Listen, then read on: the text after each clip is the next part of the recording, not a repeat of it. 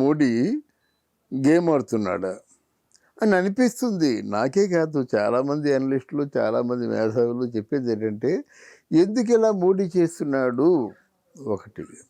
2, అవినాష్ రెడ్డిని ఇంతవరకు ఎందుకు అరెస్ట్ చేయలేదు, జగన్మోహన్ రెడ్డిని ఎందుకు విచారించలేదు, భారతీ రెడ్డిని ఎందుకు విచారించలేదు, విజయసాయి రెడ్డిని ఎందుకు కనీసం దీంట్లో ఎంత భాగం నీకుంది అనే విషయం అనలేదు.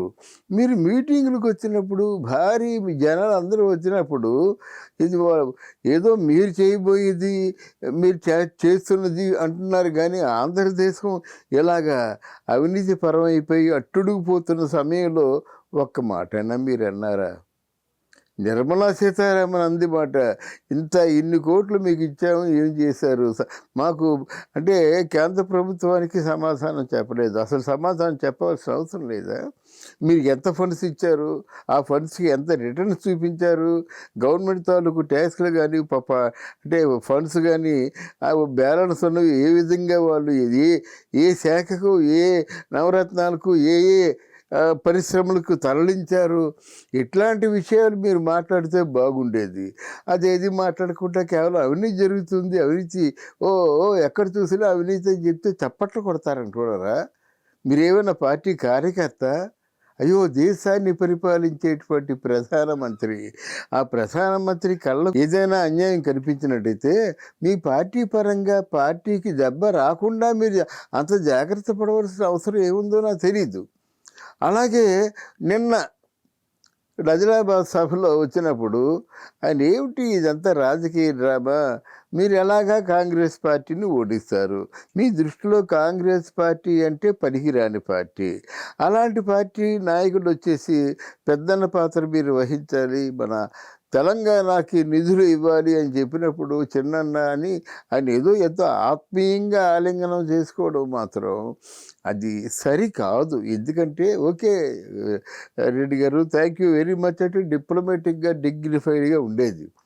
తర్వాత మీరు మాట అన్నారు, తెలంగాణలో కాళేశ్వరం ప్రాజెక్టు విషయంలో అనేక అవినీతి కార్యక్రమాలు జరిగాయి.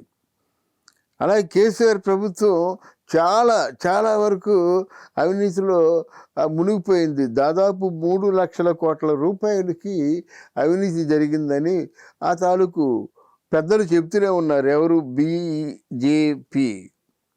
అందువల్ల అక్కడ ఆ పెద్దలు చెప్తున్నప్పుడు కూడా మీరు అదే చెప్తున్నారు.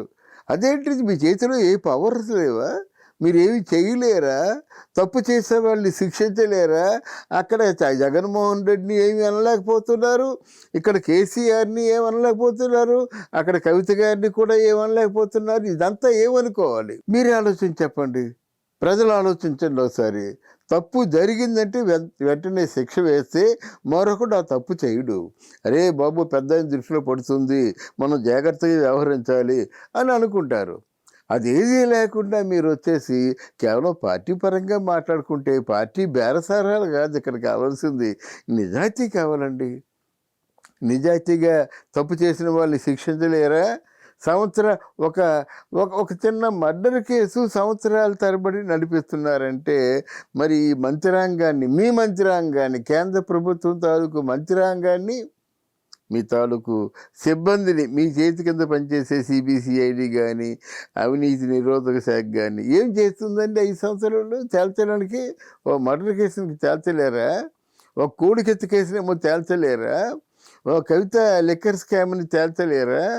కేసీఆర్ 3 లక్షల కోట్లు తీసుకున్నారంటున్నాడు, అది బయటపడింది కాబట్టి తీసుకున్నారని ప్రజలు అంటున్నారు. మరి ఈయనెంత తీసుకొని ఉండాలి జగన్మోహన్ రెడ్డి? మరి అవినీతి ఇదంతా ఎవరి డబ్బు? ఇది ప్రజలకు చేరవలసిన డబ్బు, ప్రజల కోసం కేటాయించబడ్డ డబ్బు. అంతేగాని నువ్వు పూర్తి రాత్రి కోట్లు నువ్వేదో స్విస్ బ్యాంకులోనో ఎక్కడో నీ తాలూకు బినామీల పేర్లతోనో అది అలా సర్దేస్తే నష్టపోయేది ఎవరు? ప్రజలు కాదా? మోదీజీ ఒక్కసారి ఆలోచించండి ప్లీజ్. నష్టపోయేది ఎవరు? ఇక్కడ జనాలు చేరవలసినటువంటి జాతి సంపద అయినటువంటి ధరణి భూములనేమో అడ్డగోలుగా విక్రయించారు, 1000 కోట్లు సంపాదించారు. ఈ తెలంగాణ ప్రజల తాలూకు సొత్తు కాదా? ఏదైనా తెలంగాణ ప్రజలకు ఏమైనా న్యాచురల్ కెలామిటీస్ వచ్చినా ఏమొచ్చినా సరే కొంత ల్యాండ్ని విక్రయించి ఆ ఫండ్తో ప్రజల్ని బాగు చేయడం కోసం ఉంటాయి. ఇట్లాంటి భూములు వీడు సొంతానికి భూమి చేయడానికి కాదు. ఆ మాత్రం మీకు తెలీదా? గనక మీరు మాట్లాడినప్పుడు మీరు నిజాయితీగా మాట్లాడండి. రాజకీయం వద్దు ఇక్కడ. ప్రజలతో రాజకీయం ఏమిటి? ప్రధానమంత్రి గారు వచ్చారంటే కొండంత అండ అని ఫీల్ అవుతారు ప్రజలు. కానీ మీరు మామూలుగా అందరిలాగా మీరు మాట్లాడి వెళ్ళిపోయినట్టయితే ప్రజలకి ఏం భరోసా వస్తుంది? ఎవరు భరోసా ఇస్తారు? ఒక్కసారి ఆత్మావలోకనం చేసుకోమని ఒక్కసారి ఆత్మావలోకనం చేసుకోమని ప్రార్థిస్తున్నాను. Thank you.